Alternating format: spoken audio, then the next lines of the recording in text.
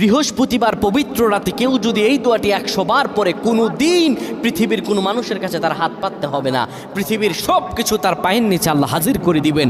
দারিদ্রতা থেকে মুক্তি দান করবেন, বিপদ আপদ থেকে মুক্তি দান করবেন, তার সম্মানকে সুউচ্চতা দান করবেন, অসুস্থতা থেকে দূরে রাখবেন, আল্লাহর অশেষ দয়া ও রহম তাকে দান করে দিবেন। সুবহানাল্লাহ।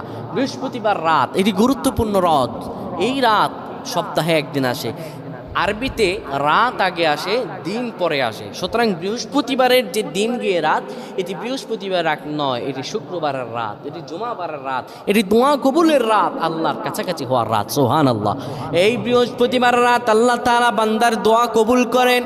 কেউ যদি বৃহস্পতিবার রাতে ঈশা নামাজের পরে পবিত্র হয়ে ইয়া হাইয়ু ইয়া হাইয়ু ইয়া হাইয়ু ইয়া রফিয়ু ইয়া রফিয়ু ইয়া রফিয়ু এই দোয়াগুলো পড়তে পারে 100 বার, আল্লাহ রাব্বুল আলামিন তার